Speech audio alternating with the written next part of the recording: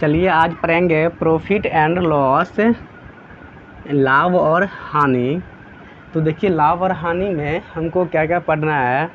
तो सबसे लाभ हानि पढ़ने से पहले ये हम जान लेते हैं कि क्रय मूल्य क्या होता है, विक्रय मूल्य क्या होता है और लाभ और हानि क्या होता है। तो चलिए यहाँ पे देखिए क्रय मूल्य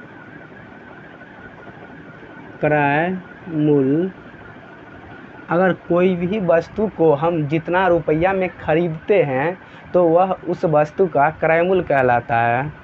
तो जैसे कि यहाँ पर देखिए, तो ये कोई मतलब मान लीजिए एक कलम को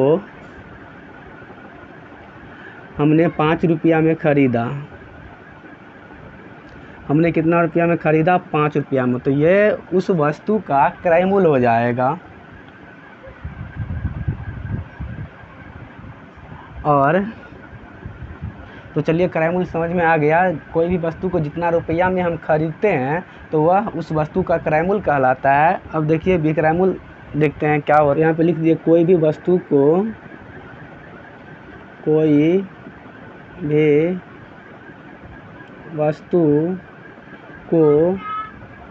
जितना में खरीदते हैं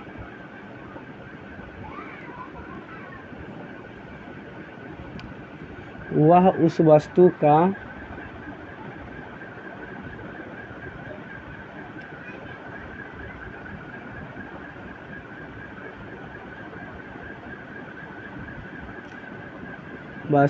क्रय मूल्य कहलाता है।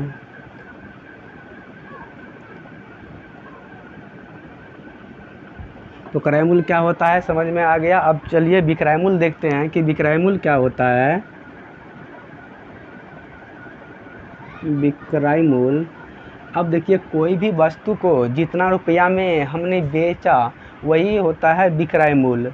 जैसे कि मैंने एक कलम 5 रुपया में ख़रीदा था और उसे 10 रुपया में बेच दिया तो वह 10 रुपया उस वस्तु का विक्रय मूल्य हो जाएगा। तो यहाँ पे चलिए इसका डिफिनेशन देखिए क्या हो जाएगा। कोई भी वस्तु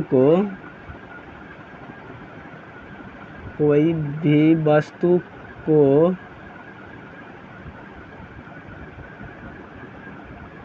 जितना में हम बेचते हैं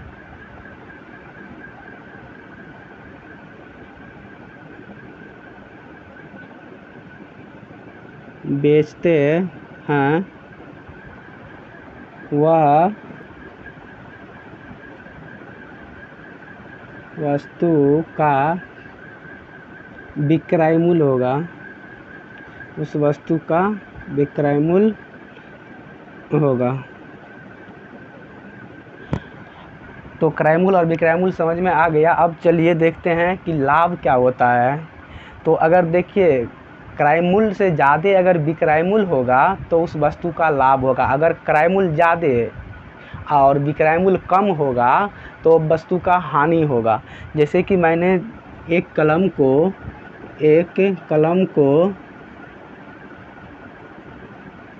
100 रुपया में ख़रीदा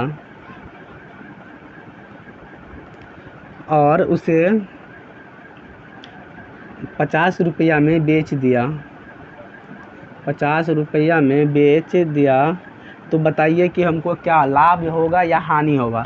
तो यहाँ पर देखिए ख़रीदा था कितने में? 100 में और बेच दिए हैं 50 रुपया में। तो यहाँ देखिए क्रय मूल्य ज़्यादा है विक्रय मूल्य से, तब इस केस में हमें हानि होगा। अगर क्रय मूल्य ज़्यादा होगा विक्रय मूल्य से तो हानि होगा। और अगर देखिए उसी तरह अगर एक कलम को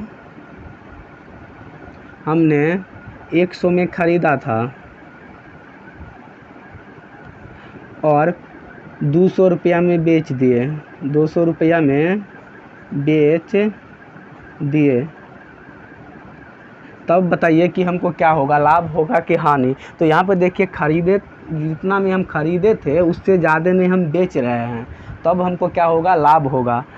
तो लाभ भी समझ में आ गया और हानि भी समझ में आ गया। तो चलिए इसका कुछ फार्मूला सब होता है क्रय मूल्य और विक्रय मूल्य से रिलेटेड, वह पहले देख लेते हैं, उसके बाद फिर सवाल पे चलते हैं। यहाँ पे कोई किसी को दिक्कत नहीं है क्रय मूल्य विक्रय मूल्य लाभ और हानि में। तो चलिए आगे बढ़ते हैं। तो चलिए फार्मूला देखते हैं यहाँ पे क्या होगा। यहाँ पे देखिए लाभ बराबर क्या होगा, लाभ बराबर होगा विक्रय मूल्य माइनस क्रय मूल्य। अब देखिए यहाँ पे हानि इक्वल टू क्या होगा, क्रय मूल्य माइनस विक्रय मूल्य होगा, क्रय मूल्य माइनस विक्रय मूल्य। अच्छा देखिए अगर हमसे लाभ दिया रहेगा, अगर क्रय मूल्य पूछ दिया तब हम कैसे निकालेंगे। तो यहाँ पे देखिए क्रय मूल्य इक्वल टू क्या हो जाएगा, क्रय मूल्य इक्वल टू हो जाएगा विक्रय मूल्य, अगर लाभ रहेगा तब विक्रय मूल्य माइनस लाभ हो जाएगा।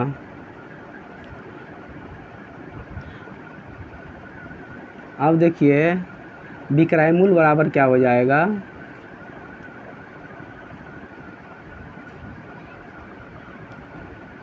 क्रय मूल्य माइनस हानि, क्रय मूल्य माइनस हानि, अगर हानि होगा तब क्रय मूल्य तो होता है। अच्छा अब देखिए लाभ प्रतिशत कैसे निकलेगा, तो लाभ प्रतिशत बराबर हो जाएगा लाभ गुना 100 बटा क्रय मूल्य। अब देखिए हानि प्रतिशत बराबर क्या हो जाएगा, हानि गुना 100 बटा क्रय मूल्य। तो चलिए अब हम सवाल पे चलते हैं। क्रय मूल्य और विक्रय मूल्य से रिलेटेड सवाल पे देखते हैं, क्वेश्चन पे क्या होता है। पहले देखते हैं क्वेश्चन नंबर फर्स्ट क्या होगा, एक व्यक्ति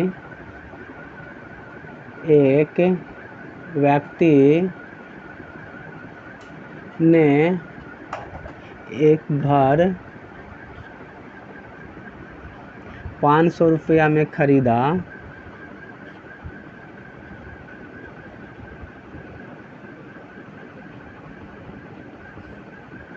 और उसे 1000 रुपया में बेच दिया,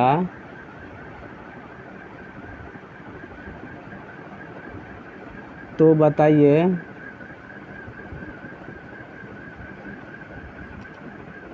उस व्यक्ति का लाभ होगा या हानि, व्यक्ति का लाभ या हानि।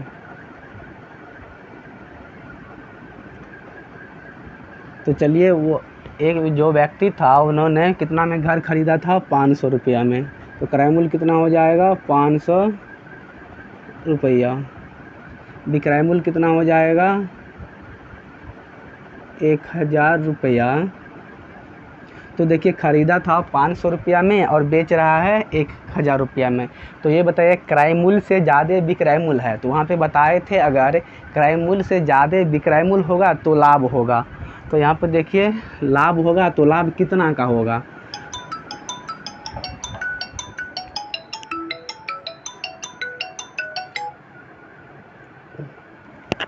तो देखिए लाभ होगा तो लाभ कितना का होगा, तो लाभ इक्वल टू क्या हो जाएगा, विक्रय मूल्य माइनस क्रय मूल्य, विक्रय मूल्य माइनस क्रय मूल्य।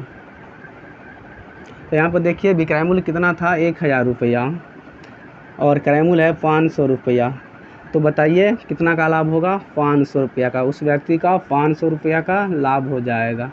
चलिए अब क्वेश्चन नंबर दूसरा देखते हैं कि क्रय मूल्य इक्वल टू 520 रुपया है और विक्रय मूल्य इक्वल टू 400 रुपया है, तो हानि प्रतिशत निकालें। हानि प्रतिशत बोल रहा है निकालने के लिए, तो कैसे निकालेंगे? तो सबसे पहले देखिए, ख़रीदा था 520 रुपया में और बेच रहा है 400 रुपया में, तो ये हानि होगा। तो हानि होगा कितना का, ये पहले निकालिए।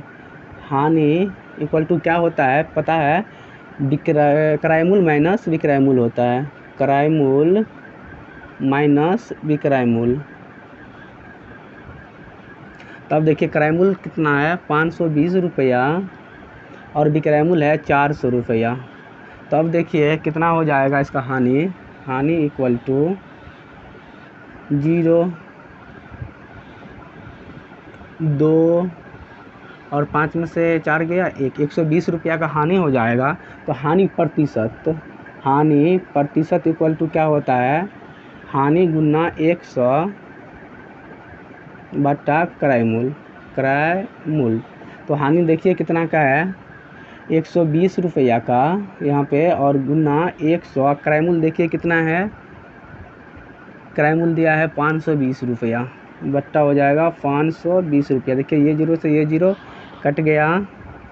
देखिए 5 दूना 10, 26 दूना 52 हो जाएगा। इसको भी काटिए तो ये हो जाएगा 60 दूना 120 और 13 दूना 26, 60 पंचे हो जाएगा 300 बट्टा 13। यही इसका हो जाएगा हानि प्रतिशत।